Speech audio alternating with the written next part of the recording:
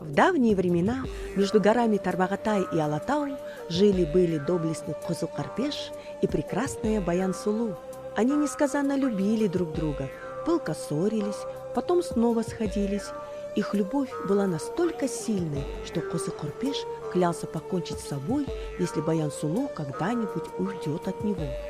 На первый взгляд, это прекрасная история любви, но давайте посмотрим на нее внимательнее. С первой встречи Козы-Корпеш начал красиво ухаживать за Баян-Сулу. Дарил дорогие подарки, непрестанно оказывал внимание, говорил чудесные слова и хотел все время проводить только с ней. Уже через неделю он познакомил ее со своими родителями, а через месяц сделал красивое предложение, попросив ее руки. Часто такое стремительное развитие отношений может быть одним из признаков эмоционально-абьюзивных отношений. После свадьбы Козы-Корпеш стал еще больше заботиться о Баян-Сулу. Просил носить теплые колготки и шапку, ждал ее вечерами возле юрты, не разрешал ездить куда-либо одной. Баян-Сулу была в смятении. Не все наказы Козы-Корпеша ей нравились, но и ослушаться его ей не приходило в голову. Ведь он так сильно просил и любил ее. Но все же не зря Баян-Сулу было не по себе. Удушливая забота может быть сигналом эмоционально нездоровых отношений. Ох, как же сильно Козы-Корпеш любил Баян-Сулу. Как же невыносима была для него мысль, что даже на секунду она может быть рядом с кем-то другим. Особенно он ненавидел других джигитов, ошивающихся вокруг прекрасной Баян-Сулу. Козы-Корпеш запрещал ей приближаться и говорить с ними, тем более оставаться наедине. Если такое случалось, то он требовал от своей возлюбленной назвать их имена.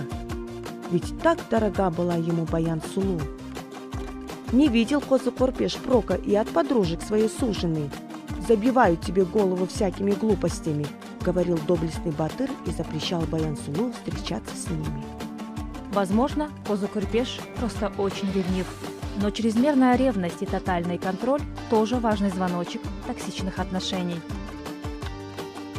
Чем дольше они были вместе, тем сложнее приходилось Баян-Сулу. «Один только я знаю, как будет правильно для моей прекрасной Баян-Сулу», – часто говорил Козы-Корпеш. С каждым днем ему все меньше и меньше приходилось по душе то, как ведет себя его суженая. Все она делала не так, и стал Козы-Корпеш говорить ей об этом вслух.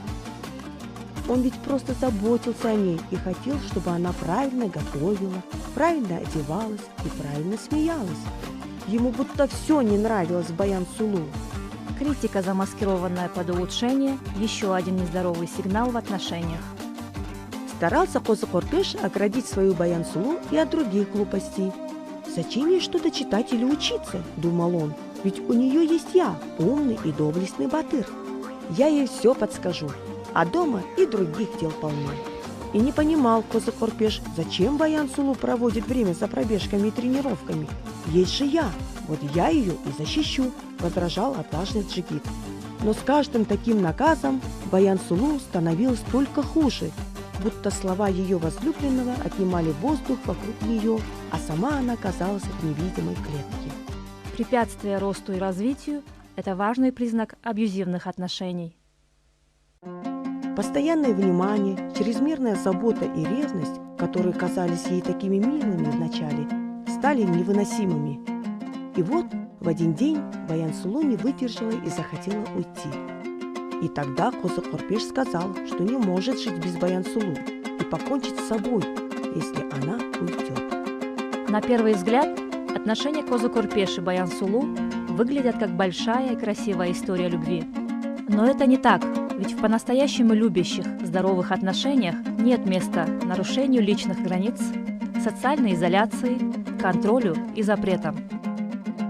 Любовь – это не про то, насколько мы страдаем в отношениях, а про то, насколько мы в них счастливы. А про что ваши отношения?